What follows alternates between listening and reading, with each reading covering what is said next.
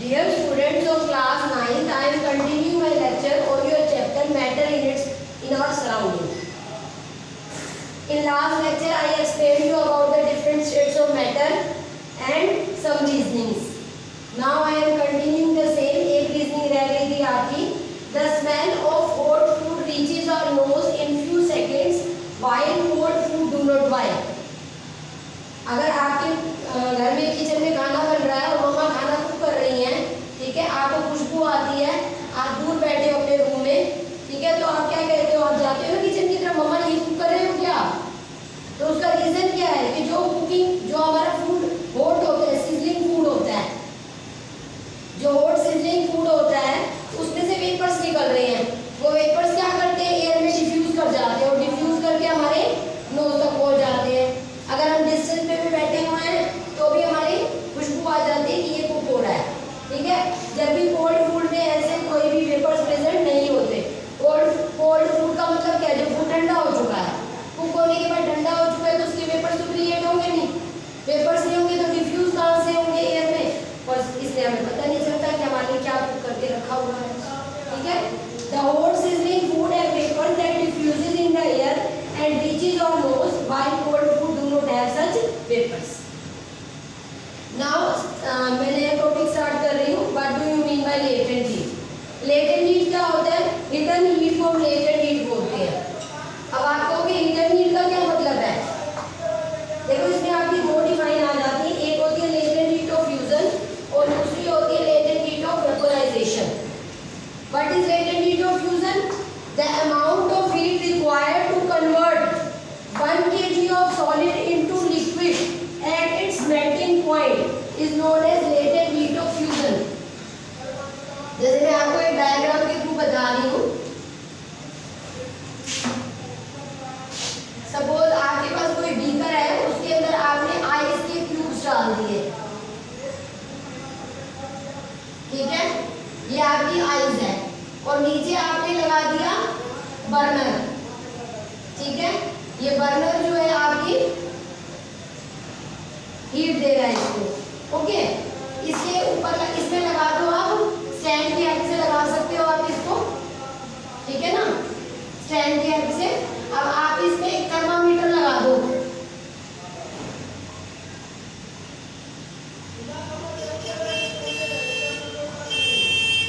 Thermometer क्या करेगा, इसके टेम्परेचर को मेजर करेगा. ठीक है, पहले जब आपने इसके अंदर आइस क्यूब्स डाले हैं तो आपने फ्रीजर में से निकाल के डाले इसके अंदर आइस क्यूब्स. ठीक है, अब इसका टेम्परेचर जो होगा वो 0 डिग्री सेल्सियस से कम होगा. ठीक है, आपने हीट करना इसको शुरू कर दिया. आपने हीट करना शुरू कर दिया तो क्या होगा, धीरे धीरे टेम्परेचर राइज अप करेगा. ठीक है, जो टेम्परेचर आपका राइज अप करेगा वो टेम्परेचर क्या करेगा, 0 डिग्री सेल्सियस से जैसे इसको पहुंचाएगा इसके टेम्परेचर को, जैसे इसका टेम्परेचर 0 डिग्री सेल्सियस अटेन होगा, 0 डिग्री सेल्सियस टेम्परेचर अटेन होते ही क्या होगा, ये जो आपकी आइस है, ठीक है, ये मेल्ट करना स्टार्ट कर देगी. पहले आपका टेम्परेचर बढ़ रहा था, suppose it is below 0 degree Celsius, means it is in negative. अब जैसे ही आपका 0 डिग्री सेल्सियस टेम्परेचर अटेन होगा, 0 डिग्री सेल्सियस टेम्परेचर क्या होता है, मेल्टिंग पॉइंट ऑफ आइस. अब आपका टेम्परेचर, आप क्या देखोगे, थर्मामीटर में रीडिंग नहीं बदल रही, 0 डिग्री सेल्सियस की 0 डिग्री सेल्सियस पे स्टॉप हो गई है. आप तो हीट दे रहे हो, तो हीट कहाँ जा रही है, जो हम हीट प्रोवाइड कर रहे हैं वो हीट कहाँ जा रही है. अगर टेम्परेचर नहीं बढ़ रहा तो 0 डिग्री सेल्सियस के टेम्परेचर अटेन होते ही वो उसका टेम्परेचर बढ़ना बंद हो गया. ये जो हीट हम प्रोवाइड कर रहे हैं, this heat is used to convert solid molecules into liquid molecules at its melting point. मतलब melting point से टेम्परेचर आगे नहीं जाएगा. अब क्योंकि ये टेम्परेचर बढ़ता हुआ तुम्हें नहीं दिख रहा, so we say it as latent heat. और fusion means latent heat of fusion means to convert solid into liquid. ठीक है, the amount of heat required to convert 1 kg of solid into liquid at its melting point is known as latent heat of fusion. ठीक है, आप एक काम करो, अब इसके अंदर बजाय आइस क्यूब के पानी ले लो. ठीक है,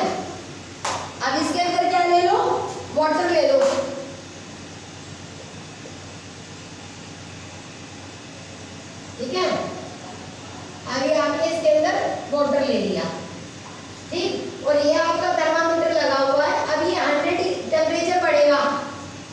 पहले इसका टेम्परेचर सपोज कम था, रूम टेम्परेचर ही होगा। रूम टेम्परेचर सपोज इस टाइम आपका 32 डिग्री सेल्सियस है, तो इस पानी का टेम्परेचर भी 32 डिग्री सेल्सियस होगा। आपने बर्नर ऑन कर दिया, हीट अप होना स्टार्ट हो गया पानी। अब पानी आपका हीट अप होना स्टार्ट हो गया, तो पानी के टेम्परेचर कब तक बढ़ेगा? जब तक कि टेम्परेचर 100 डिग्री सेल्सियस अटेन नहीं हो जाता। जैसे ही टेम्परेचर 100 डिग्री सेल्सियस अटेन होगा, वैसे ही इस पानी का टेम्परेचर बढ़ना बंद हो जाएगा, ठीक है। अब टेम्परेचर बढ़ना बंद हो गया, बर्नर ऑन है, हीट कहाँ जा रही है? हीट कहाँ जा रही है? हीट जो है तुम्हारी used to convert liquid into gaseous state. अब ये जो टेम्परेचर आप प्रोवाइड कर रहे हो, that is not increasing the temperature, but it is breaking the intermolecular force of attraction between the water molecules so that they get converted into gaseous molecule. तो 100 degree Celsius जो होता है आपका boiling point of water है।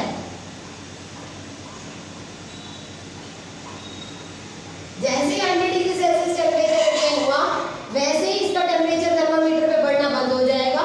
और जो अब हम हीट प्रोवाइड करेंगे by using burner, this is used to convert liquid into gaseous state.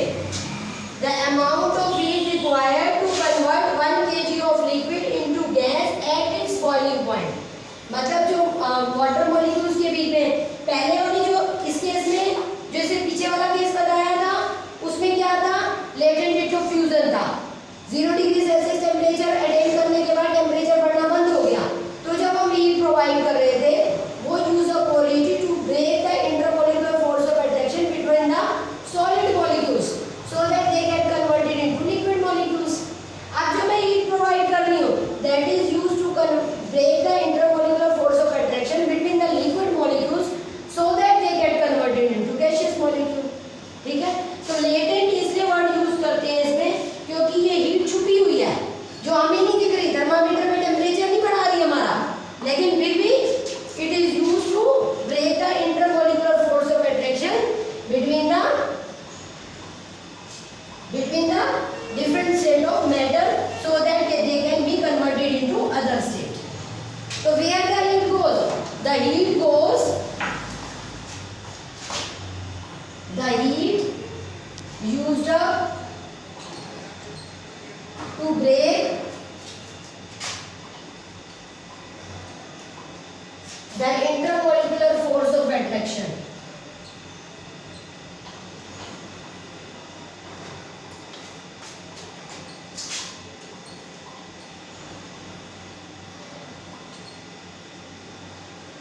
Between the intermolecular attraction, the heat used to break the intermolecular force of attraction of the molecules between the molecules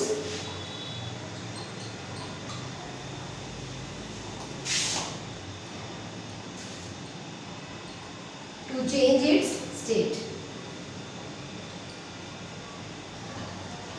Clear? तो ये जो आप heat provide करते हो, ये heat कहाँ use up होती है? ये यूज अप होती है इंटरमॉलिक्यूलर फोर्स ऑफ अट्रैक्शन को ब्रेकअप करने में, ठीक है। अगर आपका टेम्परेचर नहीं बढ़ रहा है, आप हीट प्रोवाइड कर रहे हो, तो वो हीट किस चीज का आगे काम आ रही है? इंटरमॉलिक्यूलर फोर्स ऑफ अट्रैक्शन को ब्रेकअप करने के लिए काम आ रही है, ताकि उसकी स्टेट को बदला जा सके। अब आगे देखो interconversion of states. How interconversion of states take place? Solid to liquid. Solid to liquid कैसे कन्वर्ट करोगे? इस प्रोसेस को बोलते हैं फ्यूजन। हीट अप करोगे, सॉलिड को हीट अप करोगे, intermolecular force of attraction break up होगी और सब्सटेंस लिक्विड में कन्वर्ट हो जाएगा। जैसे आइस पानी में कन्वर्ट हो जाती है, इसको बोलते हैं फ्यूजन। लिक्विड को हीट अप करोगे, वो किस में कन्वर्ट हो जाएगा? गैस में। इसको क्या बोलते हैं? वेपोराइजेशन, ठीक है। हीट अप करने पर लिक्विड जो होता है उसकी intermolecular force of attraction breakup हो जाती है और वो स्टीम में, जैसे पानी को गर्म करोगे तो वो वेपर स्टीम में कन्वर्ट होगा, तो उसे बोलते हैं वेपोराइजेशन और हीटिंग, ठीक है। आप देखो, अगर आपने सॉलिड को हीट किया लिक्विड में, लिक्विड को हीट किया गैस में, अगर आप लिक्विड को ठंडा करोगे, फ्रीजर में लगा दो पानी को,